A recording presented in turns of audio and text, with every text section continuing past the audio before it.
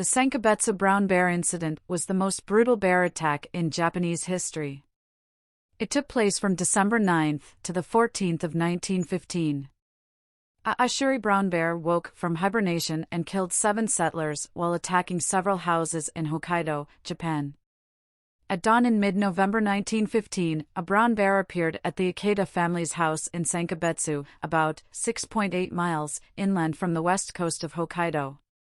The family horse was loudly spooked by the surprise encounter.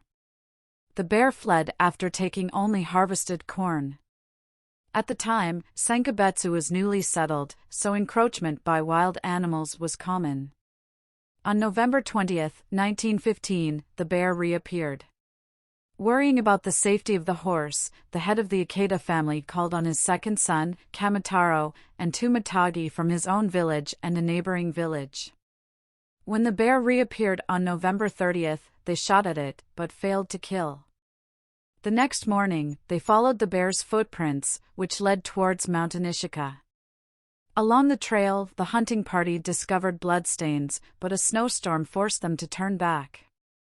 They believed that the bear, now having been injured, would fear humans and would no longer raid settlements. On December 9, 1915, at 10:30 a.m., the giant brown bear turned up at the home of the Oda family.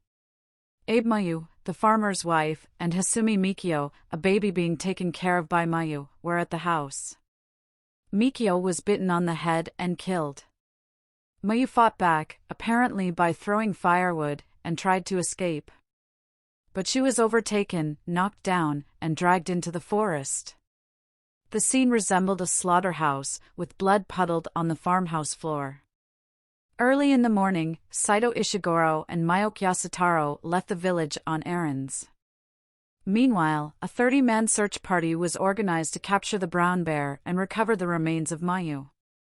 Entering the forest no more than 160 yards, it met the bear. 5 men shot, but only 1 managed to land a hit.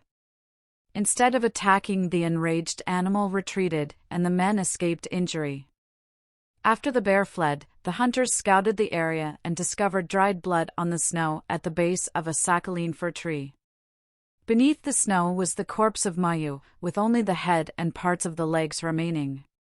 The bear had stashed the body of Mayu in the snow in an attempt to preserve it, as well as to hide it from scavengers, which to the villagers was proof it was this brown bear in the attack. The villagers believed that once the bear had a taste for human flesh, its return to the settlement was assured. Villagers gathered at the Oda family's home with guns. Around 8 p.m. that night, the bear reappeared. Although the villagers had anticipated the bear's return, they were nonetheless panicked by it. 1 man did manage to shoot at the bear. By the time the 50 guardsmen posted 330 yards away at the neighboring house arrived, the bear had vanished into the woods. The guardsmen reassembled and headed downstream on what was thought to be the bear's trail. When news of the Oda family attack was first received by the Miyoko family, women and children sought refuge there while guardsmen patrolled outside.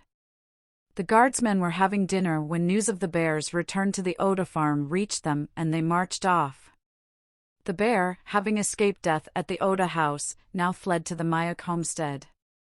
Yeo, Miyoko Yasutaro's wife, was preparing a late meal while carrying her 4th son, Yumekichi, on her back. She heard a rumbling noise outside, but before she could investigate, the bear broke through a window and entered the house.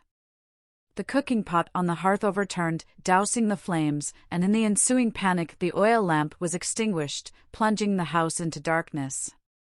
Yeo tried to flee the house, but her second son, Yujiro, clung to her legs, tripping her as she ran. The bear attacked her and bit Yumekichi. Odo had remained at the house as the only bodyguard. When he ran for the door, the bear released the mother and child to pursue him. Yeo then escaped with her children.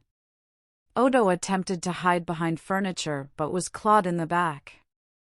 The bear then mauled Kinzo, the 3rd son of the Miyoko family, and Haruyoshi, the 4th son of the Saito family, killing them. And bit Ueo, the 3rd son of the Saito family.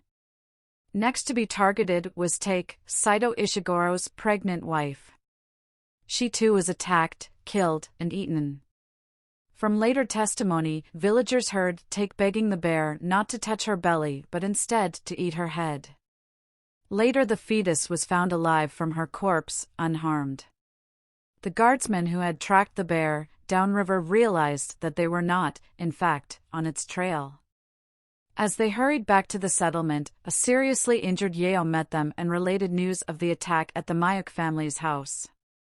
The guardsmen raced there to rescue any survivors. But when they arrived, the house was dark with sounds of an attack emerging. Believing that the bear had killed everyone inside, some of the guardsmen proposed setting the house on fire. Yeo, hoping that some of the children still lived, forbade this. The guardsmen were divided into two groups, one, consisting of 10 men, that stood guard at the door while the other group went to the back of the house. When given a signal, the group at the rear set up a racket, shouting and rattling their weapons. As expected, the bear appeared at the front door. But the men there had bunched up. And amid the general confusion and risk of crossfire, the bear escaped into the night. Carrying torches made of birch bark, they entered the house and beheld the results of the attack. Rikizo and Hizano, first son and daughter of the same relatives, were injured but lived. The village people gathered in the school, and seriously injured people were accommodated in the Tsuji family house near the river. After the incident, only veterans of the Russo-Japanese War remained at their posts. Meanwhile, Saito Ishiguro, unaware of his family's fate, filed a report with authorities and the district police before returning to Tomokamai and lodging at a local hotel there. Mayuk Yasutaro had heard that a man named Yamamoto Haikichi was an expert bear hunter and so paid a visit to his house. Yamamoto by now had pawned his guns for money to buy alcohol, and he refused Mayuk's request for aid. Unable to return home, Yasutaro stayed in Inishika. On December 11, Mayuk Yasutaro and Saito Ishiguro returned to Sankebetsu. Noticing the villagers gathered at the branch school, the two pieced together the story of the mauling. A group of men, including Mayuk and Saito, was formed to kill the bear. Believing that the bear would reappear, they decided to wait for the bear at Mayuk's residence, but the night passed with no attack. The news of the bear's appearance in Sankebetsu reached the Hokkaido government office, and under the leadership of the Haboro branch police station, a sniper team was organized. Guns and volunteers for the team were gathered from nearby towns, and after getting permission from the Imperial Forestry Agency, the team went to Sankebetsu that evening.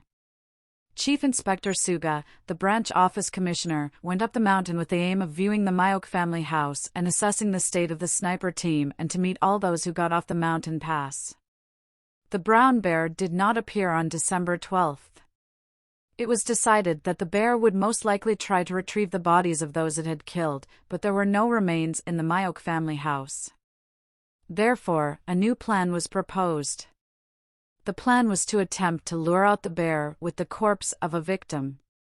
The plan was widely condemned, especially by the Oda, Saito, and Mayuk families, but it was decided that for the future of the village it was the best plan. Within the day, the strategy was executed.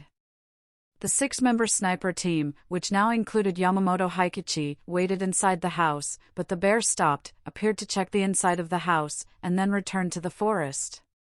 The bear did not appear again that night, and so the plan ended in failure. At dawn, a search team discovered that the Oda family's house was ransacked. The bear had eaten the people's winter food stockpile and ransacked the houses.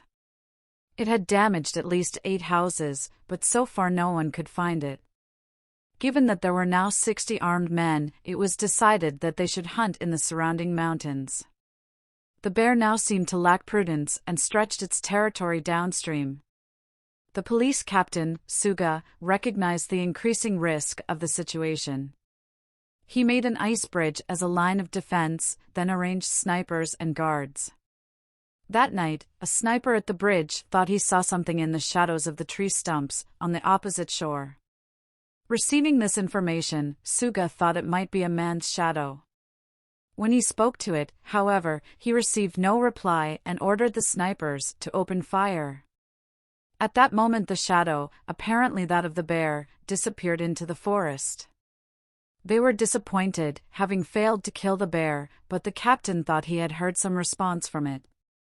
The next morning, a team investigated the opposite shore and found a bear's footprint and blood there. Given that the bear had again been wounded, and that imminent snowstorms were threatening to cover any tracks, it was decided that this was the most critical opportunity to hunt down and kill the bear. Yamamoto and Ikeda Kamijiro, a guide, immediately set out after the bear. Yamamoto decided to track the bear with a team of 2, as it would be quicker than a larger team. He was familiar with the bear's behavior and successfully tracked him down. He spotted the bear resting near a Japanese oak. He approached within 20 meters of the bear and shot at it. His first shot hit the bear's heart and the second shot hit his head, fatally wounding the animal. When measured, the bear was 750 pounds and 8.9 foot tall. A necropsy was carried out on the bear, during which parts of his victims were found in his stomach. While at the time the skull and some of the fur of the bear were kept, they later were lost. In the aftermath of the attacks, Yeo, who received head wounds in the attack, made a full recovery, but Mioki Mekichi, who was bitten by the bear while being carried on his mother's back, died less than 3 years later from the wounds. Odo recovered from injury and returned to work, but the next spring he fell into a river and died. After the attack, most of the villagers of Rokuzensawa soon left, and it rapidly transformed into a ghost town. Okawa Haruyoshi, who was 7 years old and the son of the Sankebetsu village mayor at the time of the incident, grew up to become a prolific bear hunter. He swore an oath to kill 10 bears for every victim of the attack. By the time he reached the age of 62, he had killed 102 bears. He then retired and constructed the Bear Harm Cenotaph, a shrine where people can pray for the dead villagers.